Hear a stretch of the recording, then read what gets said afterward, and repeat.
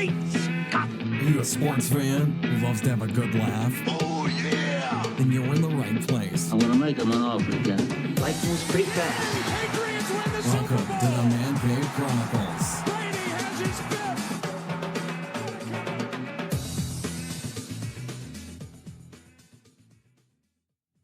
Hey everybody, welcome to this week's podcast. This week I have actor Jason Moore. Jason, what's going on? What's up, man? How you doing, Elias? Good, how you doing? I'm great, fantastic. What's new on your side? Well, gearing up for the second season. We're gonna start that in a couple of months. So that's pretty much where the head is right now, and just preparing mind and body for that. Congrats on that, by the way. Oh, thank you, man. So, where are you from? Born in Kingston, Jamaica, small island in the Caribbean. Have you ever heard of it? Yes. Of course you have. Yes, I was born there, and I grew up in New York, Albany, New York, which is the state capital. A real rundown city. Not much is ever going on there. And so getting out of there was like one of the first things I ever wanted to do once I became like a young adult at the age of 18. Kind of made that decision to get out of there. And then spent some time in the city, Manhattan area. Yep. And then after that, moved to LA. So it's a quick rundown of how I got to where I am now. Yeah. How long you been in LA for now? About 8 years now in LA. How was the transition going from, Albany, New York to LA? Well, New York, period. I pretty much sprinted straight to LA because the weather is better. And it's like, I don't have to deal with snow and the cold. And so it was a no-brainer to come to LA. Yeah. I'm from Massachusetts, so we got hit with a big storm today. Oh, yeah. You guys got, what is that called? Like a boom something? Yeah, I forgot what it was called. Yeah, bomb cycle? Yeah, like a boom cycle or something like that. Yeah. I didn't know what that was. I had to look that up. And I see it, I was like, oh, it's when the snow is flying sideways. Yeah. Oh, yeah. Or it freezes. It's like it freezes, the liquid freezes before it hits the ground or something like that. Oh, yeah. It's been pretty bad. How did you get into acting? It was like one of those moments where you're going off to college, and it was like, I got to figure out what I'm gonna do with the rest of my life. And I ran track. I was running in college, and I was also like a clown, like a class clown, and loud and just obnoxious and always putting on antics. And so it seems like a good fit, but I wasn't thinking that way before.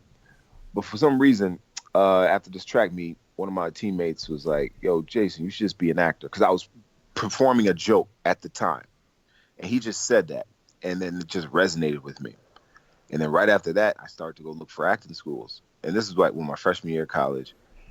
And I found Purchase, New York. And so I went there the next semester and kind of was trying to get into that conservatory. And so that was that deal. And so that's when I got bit by the bug and kind of stuck with it. So it was kind of later on in life. Yeah. It wasn't like a childhood thing that I was involved with. I didn't even do it in theater. I do theater in high school. It was just college life. And then I went hardcore with it at that point. Yeah. And so after you finished that, did you move right away to LA from there? As soon as you were done with school? I stayed in New York for a while. And was doing like the soap operas that were in New York. They all got canceled now, so they're not even around anymore. But doing all the soap operas and then whatever other primetime little under 5 part I was able to get. And in New York was where I was seeing a lot of action. And so the decision to move to LA from New York it's kind of weary, but I felt like it needed to happen. But my worst fear came to fruition when I got here and then absolutely nothing was happening. I was going on auditions all the time, but it's just like nothing happened for years.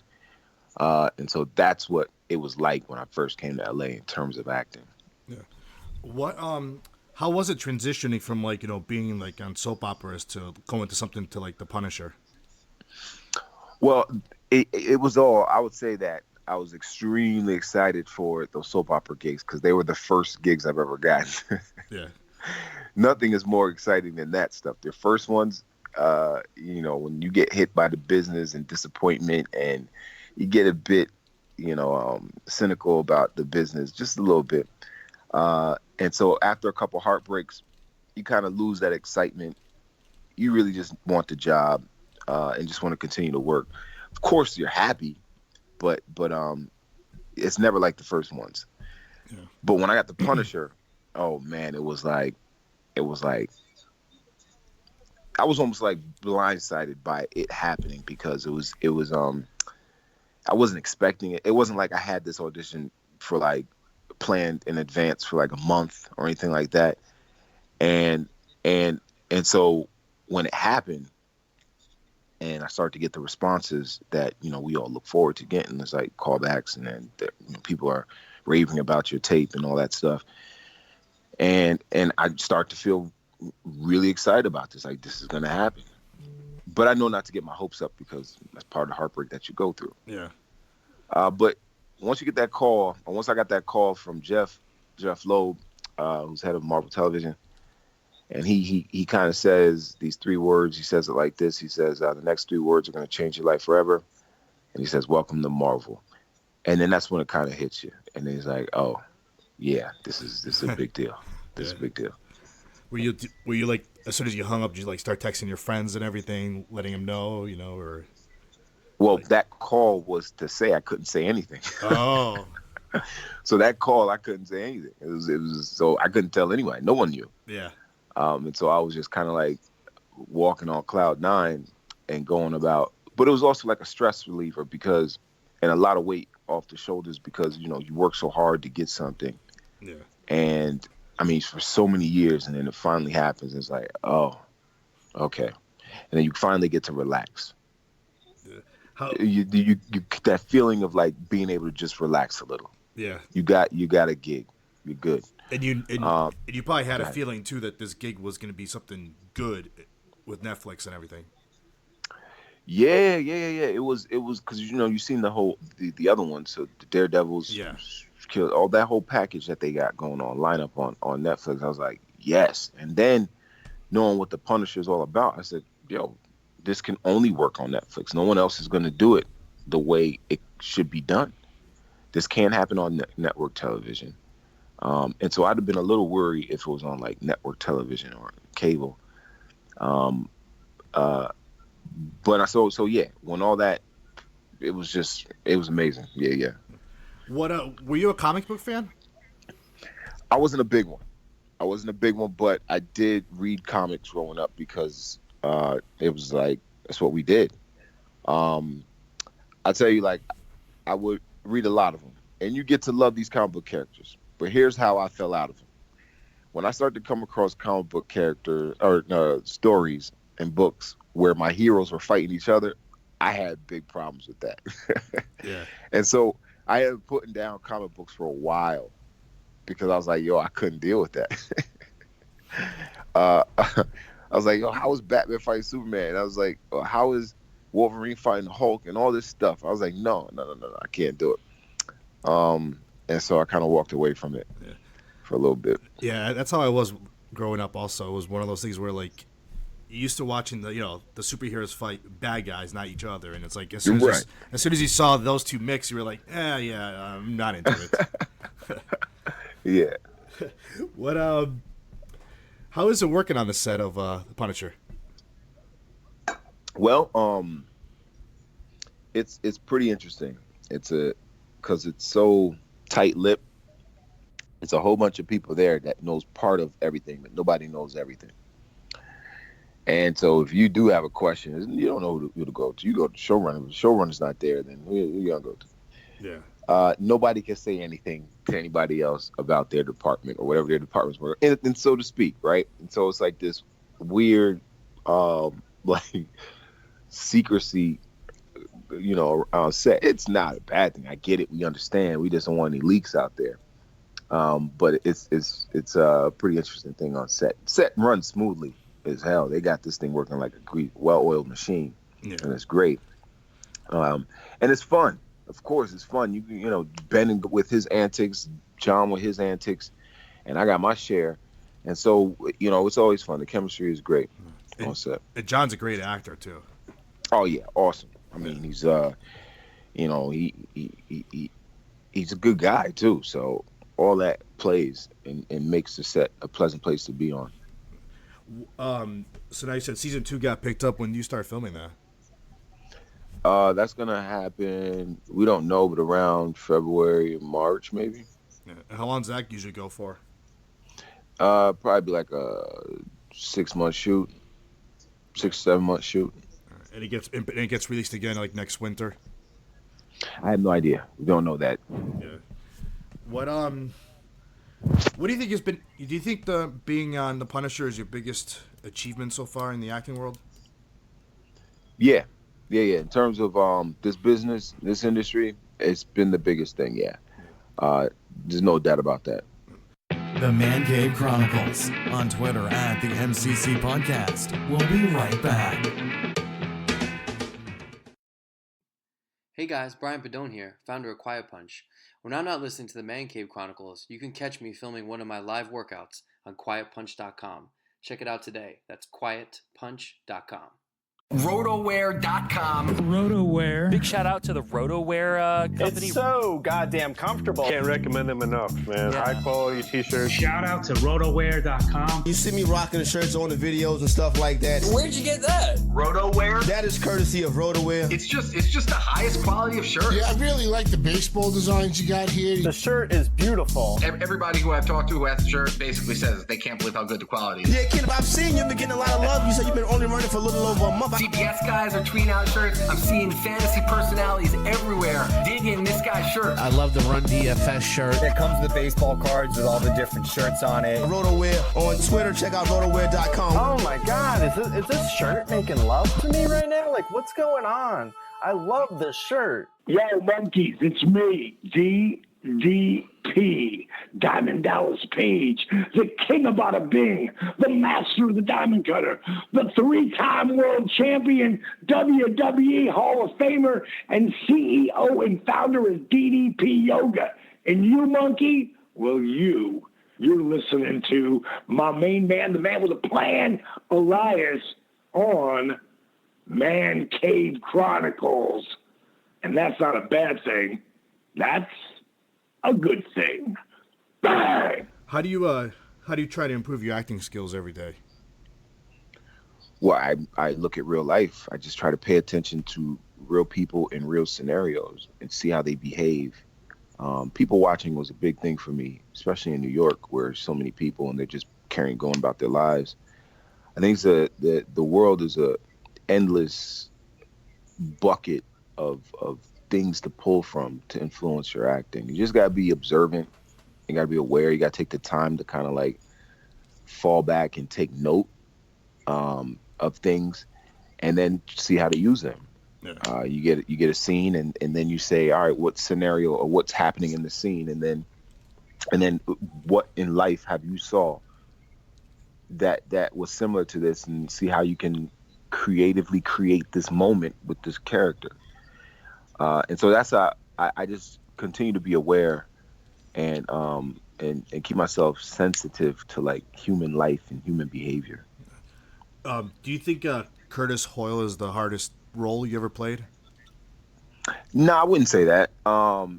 At this point, there's all my hard roles were coming when I was learning, because I was playing like these grand characters, and I still didn't have a sound grasp on how it all went and how acting all happened. Yeah.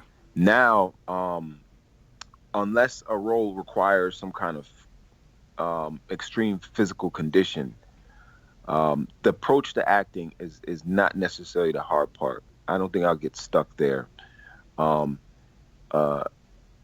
But given scenarios that it could get, but I wouldn't say Curtis was that difficult to play. No, not at all. It could. I'm not saying that there is no roles that won't be difficult. I wouldn't mind the difficult roles. Yeah. Quite frankly, it's just that to get those difficult roles, you kind of got to be in the game for a while, and studios got to trust you with their movie, and then you get some difficult roles. Yeah. What is your dream role? My dream role is to play like a historical figure. Um, who I'd be like, and I got plenty. I got plenty that I would love to play. Um, uh, and so I know there's some of these like Toussaint Louverture. I don't know if you know about that character. He led like the Haitian Rebellion. I do not. Oh yeah, so it's like all these historical characters that like I'm talking about. Like you won't hear about these characters in history, in American history, and so it's some of those to kind of bring awareness to other stories of the world. I mean, but those when people do make those type of movies, they're good to watch. Oh, absolutely. Those are like some of my dream roles. Now, yeah, I wouldn't mind playing um, Green Lantern. Yeah, I would love to do that. even James Bond, right? Even James Bond. I think I bring a element to James Bond that hasn't been done before, and I love the Daniel Craig James Bond. Yeah.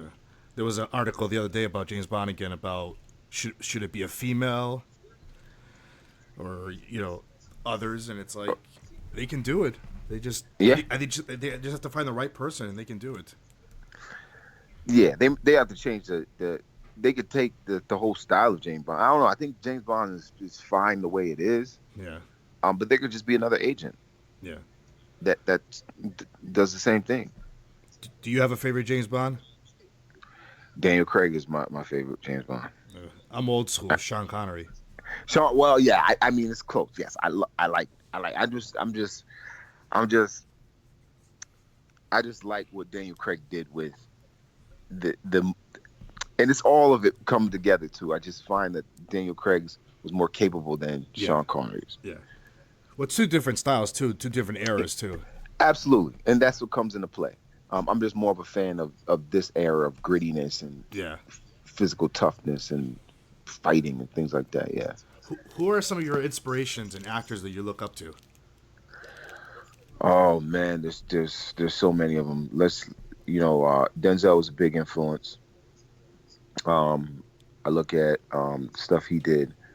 Anthony Hopkins. It's great. You got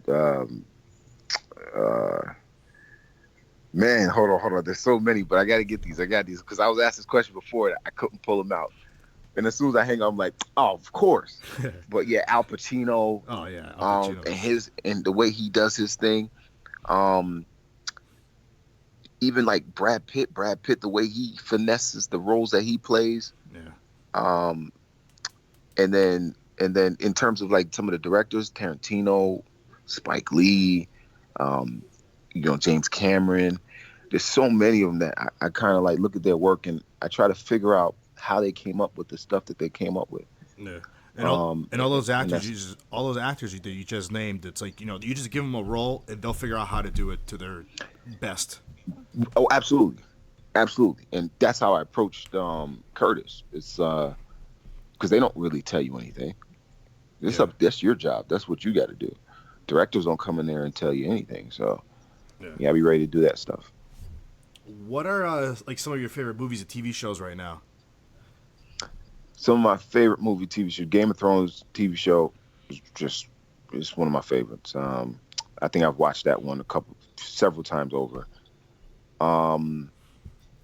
Walking Dead is great too. I got to get caught up, like a season behind. 24 was one of my favorites too, but that's old school. But the original was just awesome. And there's some other ones I got in there. In terms of movies, recent movies, that's gonna be a tougher one. Man, that's a tough one. In terms of recent movies, I'm not sure which ones I have. Do you have like a favorite movie of all time? Favorite movie of all time? You better not laugh at me. Lion King was great. Lion King's one of them. I got The Goonies is one of them. We got the Terminator 1 and 2. These are movies I could watch at any point. Yeah. So those are some of my favorite movies, man. It's funny that you said the Goonies because the other day it was on iTunes for like $4.99. I bought it because I have a 2.5-year-old daughter. It's like another year or two and she'll love that movie. Yeah. Oh yeah. Some of those old movies, they're just classics. Oh, absolutely. So I know you said that in a few months you'll be filming season 2 of The Punisher, but do you have any other current projects that you're looking forward to? Yeah, so I'm prepping for this boxing film. It's an independent film that we plan on shooting at the end of this month or beginning of February. So I'm looking forward to that because I'm here training, doing all this boxing stuff, and it's kicking my ass.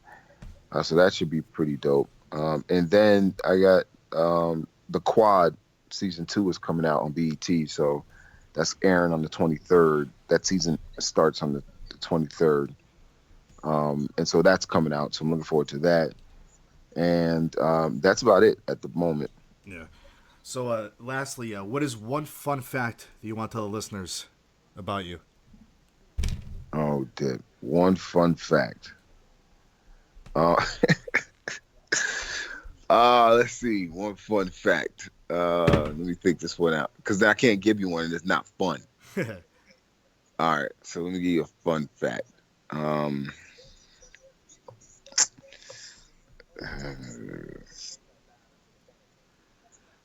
Or something that people don't know about you. Oh, there's many things. If there's a reason, I try to keep that stuff quiet, secret. But hold on, let's see. I got one. There. No, that's not too funny.